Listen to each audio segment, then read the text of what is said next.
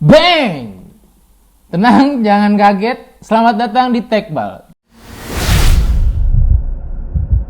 Teknologi baru lahir bisa, teknologi baru launching juga bisa.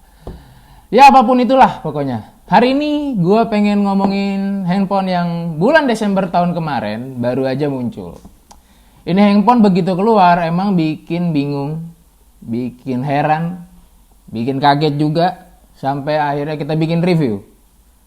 Ya, Xiaomi Mi 10T gak pakai Pro.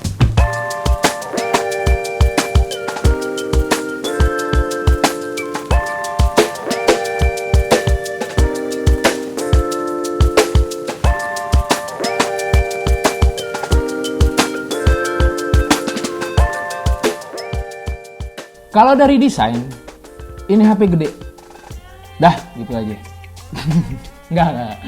Ini HP beratnya 218 gram. Ya, meskipun terbilang cukup gede nih ya, tapi menurut gua Xiaomi Mi 10T ini masih enak lah gua genggam karena mungkin pinggiran bodinya yang agak melengkung kali ya. Dan ini HP juga udah dilapisin sama Corning Gorilla Glass 5 yang katanya kuat tahan banting atau tahan jatuh dari ketinggian sekitar 1,2 meter. Tapi yang nggak mungkin juga gue tes sekarang dong. Nah, untuk desain bagian belakangnya sabi sih gue bilang. Dia mengkilap gini kayak habis dicuci steam. Mau lihat. Tapi sebenarnya gue pribadi nggak begitu suka sih sama desain yang kayak gini karena menurut gue desain-desain yang glossy gini ninggalin sidik jari, jadi kelihatannya kayak apa ya, kotor gitu begitu lu habis pegang. Dan lu harus pakai case yang silikon biar nggak begitu kelihatan. Cuma emang dari desain kameranya ini menurut gua kegedean dan mengingatkan gua sama Gaple 5 nih kalau lihat. Ntar bisa dilihat. Oke sih emang desainnya, cuma ya balik lagi kayak tadi menurut gua kalau misalkan nih HP ditaro, direbahin gitu, ini ngeganjel. Jadi lu harus pakai silikon yang lebih tebel, ya lu bisa lah nanti beli di Bukapedia, udah banyak kok yang jual silikon kayak gitu.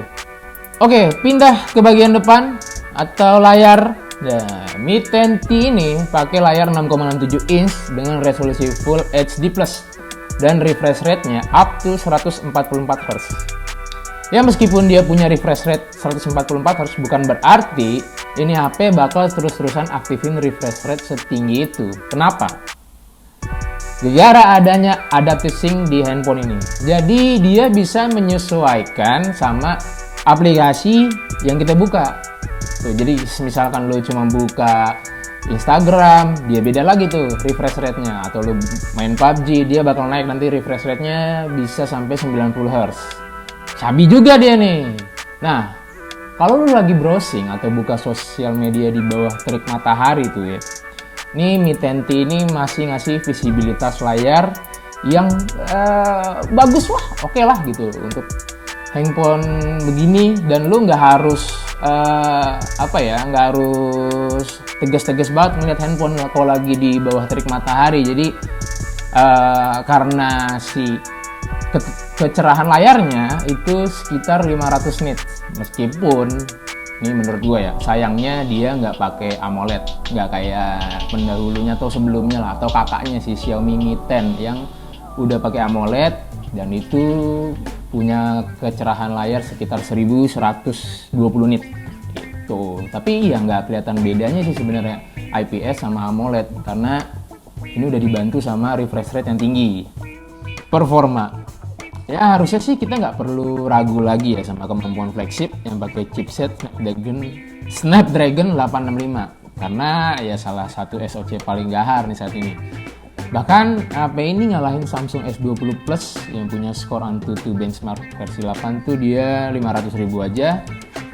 Sementara Mi 10T ini punya skor 570.000. Ini handphone emang mantep banget kalau dipakai buat game berat kayak PUBG salah satunya ya.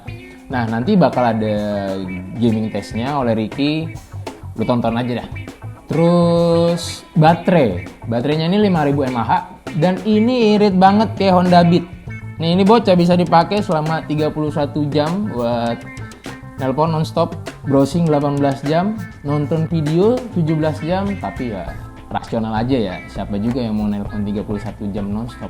Jatuhnya nyusahin orang, bikin anak orang nggak tidur gitu loh. Nah, awetnya baterai handphone ini karena adanya fitur adaptive sync tadi. Salah satunya ya tadi gue bilang, dia bisa nyesuaiin dengan aplikasi yang lagi lo buka. Jadi nggak mubazir tuh, lo pakai 144 Hz, terus lo cuma nge-scroll IG, cuma buka TikTok, lagu tiban-tiban iblis gitu. Nah, Mi 10T ini juga dilengkapi sama fast charging 33 watt. Lu ngisi dari 0 sampai 100 itu cuma butuh waktu 1 jam 5 menit. Masih cepetan ngecas HP dibanding lu jalan ke Maja dari Pondok Cabe. Coba sok lu ukur. Kamera. Untuk kamera sendiri, Xiaomi Mi 10T ini punya konfigurasi triple kamera dia. Resolusi utamanya sih lumayan tinggi, 64 megapiksel. Meskipun kakaknya lebih gede, 108 megapiksel si Mi 10T Pro. Nah, bukannya ini 1:8 autofocus. Tapi sistem kamera ini dia pakai pixel binding yang artinya 4 dari 1 gitu. Jadi 4-in-1 artinya secara basic sih kamera utamanya pakai resolusi 16 megapiksel. Sekilas emang nggak kelihatan bedanya sih antara foto yang diambil pakai 16 megapiksel sama 64 megapiksel. Sekilas lo ya. Tapi kalau lo nge-crop foto kamera hasil 64 megapiksel, dia punya detail yang lebih tajam dibanding 16 megapiksel.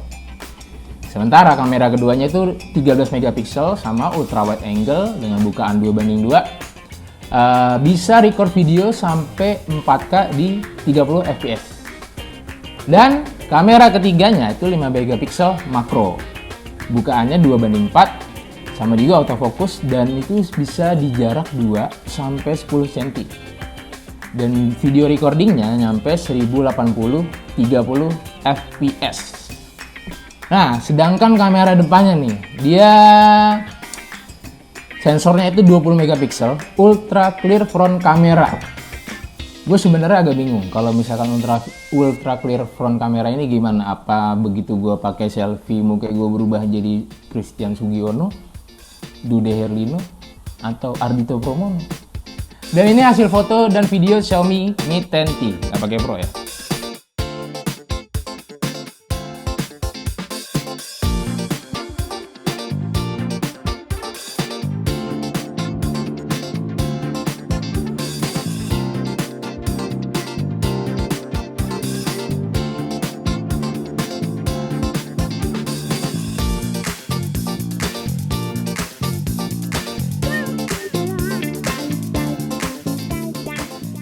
Oh iya, handphone ini nih ada fingerprint sama face unlock. Untuk fingerprintnya sendiri menurut gua udah termasuk cepat.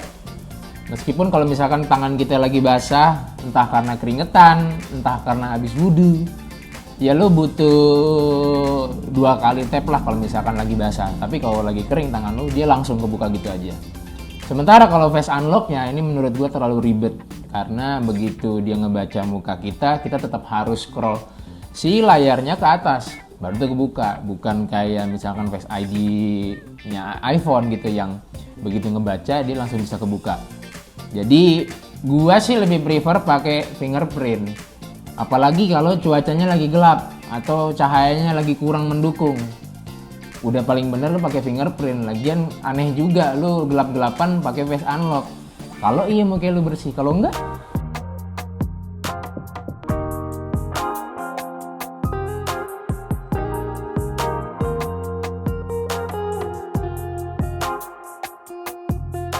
kesimpulannya, kalau lu nyari handphone harga 5 juta tapi feel-nya flagship, Xiaomi Mi 10T ini bisa jadi pertimbangan lo. Sebenarnya nggak usah dipertimbangkan lagi sih. Gue sih pribadi gue akan beli ini kalau gue cuma punya budget segitu.